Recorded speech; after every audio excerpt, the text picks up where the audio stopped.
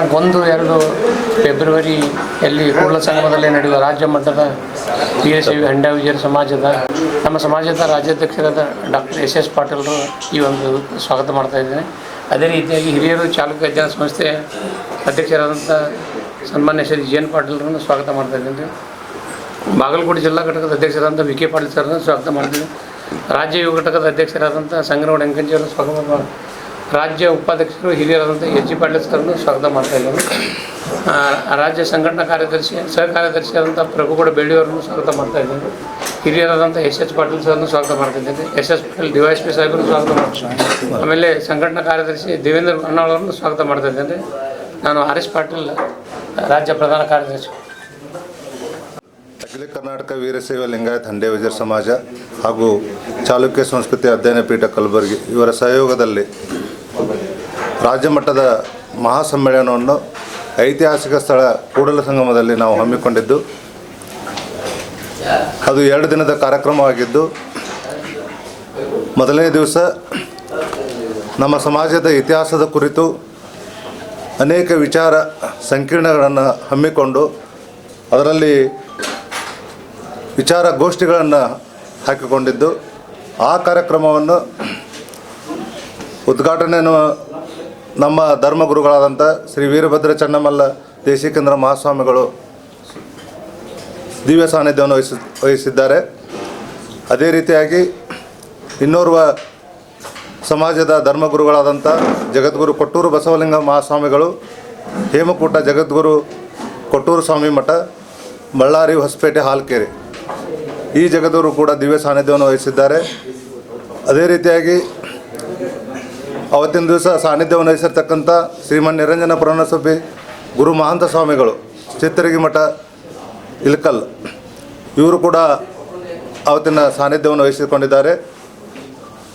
ಈ ವಿಚಾರ ಸಂಕಿರಣದ ಉದ್ಘಾಟಕರಾಗಿ doctor DV. ಪರಮ ಶಿವಮೂರ್ತಿ ಮಾನ್ಯ ಕುಲಪತಿಗಳು, ಕನ್ನಡ ವಿಶ್ವವಿದ್ಯಾಲಯ ಹಂಪಿ, ಇವರು ಉದ್ಘಾಟಕರಾಗಿ ಆಗಮಿಸವರಿದ್ದಾರೆ. ಅದೇ ರೀತಿಯಾಗಿ ಮುಖ್ಯ ಅತಿಥಿಗಳಾಗಿ ಡಾಕ್ಟರ್ ದೇವರ ಕೊಂಡಾರೆಡ್ಡಿ ಹಾಗೂ ಡಾಕ್ಟರ್ ವಿ.ಎಸ್. ಕಟಗಿಹಳ್ಳಿ ಮಠ ಆಡಳಿತಾಧಿಕಾರಿ ಬಸವೇಶ್ವರ ವಿದ್ಯಾವರ್ತಕ ಸಂಘ, ಅವರು ಕೂಡ ಅವತ್ತು ಮುಖ್ಯ ಅತಿಥಿಗಳಾಗಿ ಭಾಗವಹಿಸಿದ್ದಾರೆ. ಇದರ ಅಧ್ಯಕ್ಷತೆಯನ್ನು ಚಾಲುಕ್ಯ ಅಧ್ಯಯನ ಪೀಠದ ಅಧ್ಯಕ್ಷರಾದಂಥ ಜಿ.ಎನ್. ಪಾಟೀಲ್ ಸರ್ ಅವರು ವಹಿಸ್ಕೊಳ್ತಾ ಇದ್ದಾರೆ. ಅದೇ ರೀತಿಯಾಗಿ ಅವತ್ತಿನ ದಿವಸ ಮಾನ್ಯ ಕುಲಸಚಿವರಾದಂಥ ತೋಟಗಾರಿಕೆ ವಿಶ್ವವಿದ್ಯಾಲಯ ಹಾಗೂ ಆಯುಕ್ತರು ಕೂಡಲ ಸಂಗಮ ಪ್ರಾಧಿಕಾರದ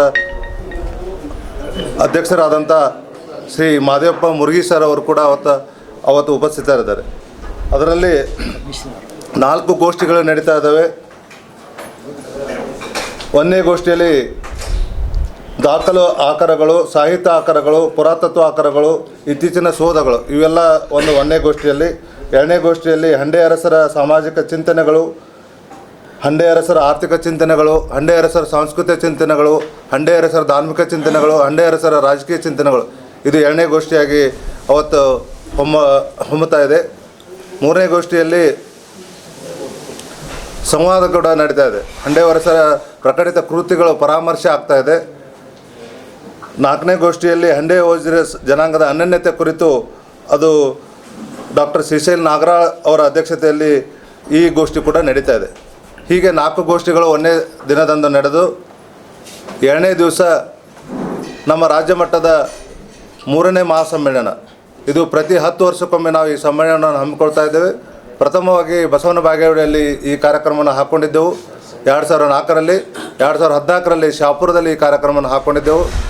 ಮತ್ತು ಇವಾಗ 2024-25ರಲ್ಲಿ ನಾವು ಕೂಡಲ ಸಂಗಮದಲ್ಲಿ ಐತಿಹಾಸಿಕ ಸ್ಥಳವಾದಂಥ ಕೂಡಲ ಸಂಗಮದಲ್ಲಿ ಬಸವ ಮಂಟಪದಲ್ಲಿ ಈ ಕಾರ್ಯಕ್ರಮವನ್ನು ನಾಡಿನಾದ್ಯಂತ ನಮ್ಮ ಜನಾಂಗದ 1 ಲಕ್ಷಕ್ಕೂ ಹೆಚ್ಚು ಜನರು ಭಾಗವಹಿಸುವ ಒಂದು ಸಾಧ್ಯತೆ ಇದೆ. ಆ ಕಾರ್ಯಕ್ರಮ ಅತಿ ವಿಜೃಂಭಣೆಯಿಂದ ನಡೀತಾ ಇದೆ. ಅದೇ 3 ಸ್ವಾಮೀಜಿಗಳ ನೇತೃತ್ವದಲ್ಲಿ ಹಾಗೂ ಅನೇಕ ನಮ್ಮ ನಾಡಿನ ಮಠಾಧೀಶರು, ಜಗದ್ಗುರುಗಳು ಆ ಕಾರ್ಯಕ್ರಮದಲ್ಲಿ ಭಾಗವಹಿಸ್ತಾ ಇದ್ದಾರೆ. ಜೊತೆಗೆ ಈ ಕಾರ್ಯಕ್ರಮವನ್ನು ಉದ್ಘಾಟನೆಯನ್ನು ನಮ್ಮ ಉಸ್ತುವಾರಿ ಸಚಿವರು, ವಿಜಯಪುರ ಜಿಲ್ಲೆಯ ಉಸ್ತುವಾರಿ ಸಚಿವರು ಹಾಗೂ ಬೃಹತ್ ಕೈಗಾರಿಕಾ ಸಚಿವರಾದಂಥ ಸನ್ಮಾನ್ಯ ಡಾಕ್ಟರ್ ಎಂ.ಬಿ. ಪಾಟೀಲ್ ಸರ್ ಅವರು ಈ ಕಾರ್ಯಕ್ರಮವನ್ನು ಉದ್ಘಾಟನೆ ಮಾಡ್ತಾ ಇದ್ದಾರೆ. ಅದರಂತೆ ಹಂಡೆ ಅರಸರ ಭಾವಚಿತ್ರ ಅನಾವರಣವನ್ನು ಸನ್ಮಾನ್ಯ ಶಿವಾನಂದ ಪಾಟೀಲ್ ಸರ್ ಅವರು, ಉಸ್ತುವಾರಿ ಸಚಿವರು ಹಾವೇರಿ ಮತ್ತು ಸಕ್ಕರೆ ಕೃಷಿ ಮಾರುಕಟ್ಟೆ ಸಚಿವರಾದಂಥ ಶಿವಾನಂದ ಪಾಟೀಲ್ ಸರ್ ಅವರು ಈ ಹಂಡೆ ಅರಸರ ಭಾವಚಿತ್ರ ಅನಾವರಣವನ್ನು ಮಾಡ್ತಾ ಇದ್ದಾರೆ. ಅದರ ಅಧ್ಯಕ್ಷತೆಯನ್ನು ನಾನು ಡಾಕ್ಟರ್ ಎಸ್ ಎಸ್ ಪಾಟೀಲ್ ವಹಿಸ್ಕೊಳ್ತಾ ಇದ್ದೇನೆ. ಅದರಂತೆ ನಮ್ಮ ಹಂಡೆ ಅರಸರ ಗ್ರಂಥ ಲೋಕಾರ್ಪಣೆಯನ್ನು ಈ ನಾಡಿನ ಅನೇಕ ಸಚಿವರಾದಂಥ ಎಸ್ ಆರ್ ಪಾಟೀಲ್ ಸರ್ ಅವರು, ವೀರಣ್ಣ ಚರಂತಿಮಠ ಅವರು, ವಿಜಯಾನಂದ ಕಾಶಪ್ಪನವರು, ಬಸವನಗೌಡ ಪಾಟೀಲ್ ಸರ್ ಅವರು, ಜೆ ಟಿ ಪಾಟೀಲ್ರು, ಸಿ ಎಸ್ ನಾಗೌಡರು, ರಾಜೀವ್ ಗೌಡರು, ಅಶೋಕ್ ಮನಗುಳಿ ಅವರು, ಯಶವಂತರಾಯ ಗೌಡರು, ಸುನಿಲ್ ಗೌಡ್ರವರು, ಇ ಎಚ್ ಪೂಜಾರಿ ಅವರು, ಹನುಮಂತ್ ನಿರಾಣಿ ಅವರು, ರಮೇಶ್ ಬೂಸ್ನೂರ್ ಅವರು, ಅಮರೇಗೌಡ ಪಾಟೀಲ್ ಬಯ್ಯಾಪುರ ಅವರು, ಗಾಲಿ ಜನಾರ್ದನ ರೆಡ್ಡಿ ಅವರು, ಹಾಗೂ ದೊಡ್ಡನಗೌಡ ಪಾಟೀಲ್ರು, ಎ ಎಸ್ ಪಾಟೀಲ್ರು, ಎಸ್ ಕೆ ಬೆಳ್ಳುಬ್ಬಿ ಸರ್ ಅವರು, ಸೋಮನಗೌಡ ಪಾಟೀಲ್ ಸಾಸನ, ಇವರೆಲ್ಲರೂ ಹಂಡೆ ಅರಸರ ಒಂದು ಗ್ರಂಥಗಳ ಲೋಕಾರ್ಪಣೆ ಮಾಡ್ತಾ ಇದ್ದಾರೆ.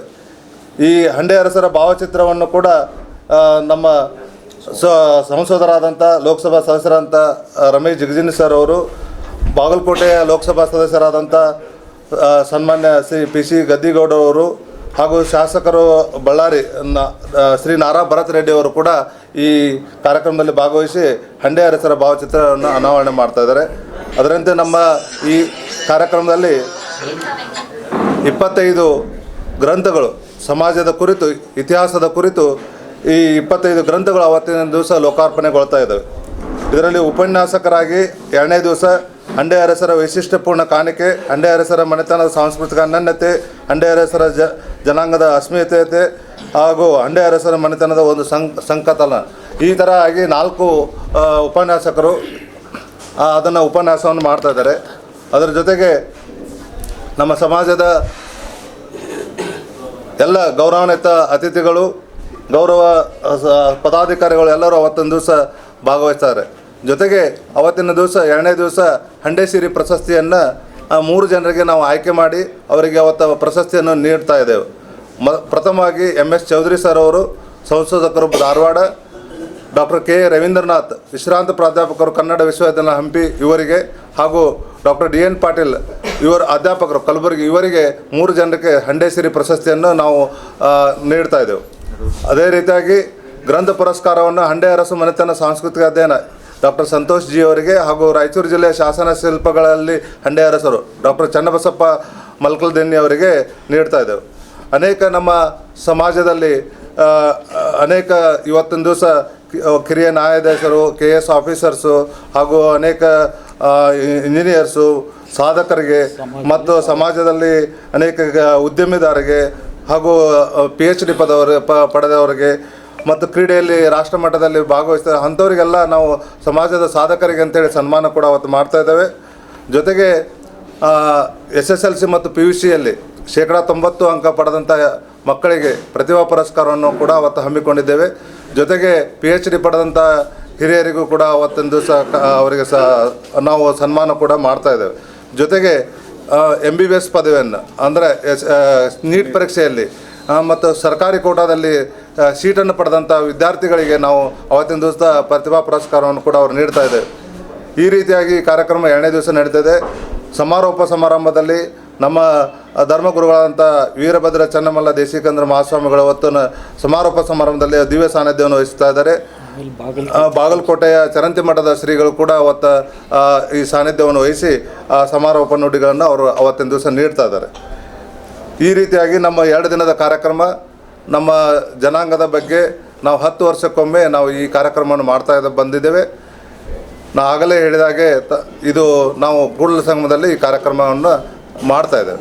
ಇದನ್ನು ತಾವು ಪತ್ರಿಕಾ ಬಂಧುಗಳು ಹಾಗೂ ಮಾಧ್ಯಮದ ಮಿತ್ರರು ಇದನ್ನು ವ್ಯಾಪಕವಾಗಿ ನಾವು ಪ್ರಚಾರ ಮಾಡಿ ಈ ಸಮಾಜದ ಬಗ್ಗೆ ಒಂದು ಬೆಳಕನ್ನು ಚೆಲ್ಲುವ ಒಂದು ಕಾರ್ಯವನ್ನು ಮಾಡ್ತೀರಂತೇಳಿ ತಮ್ಮಲ್ಲಿ ವಿನಂತಿಸಿ ಈ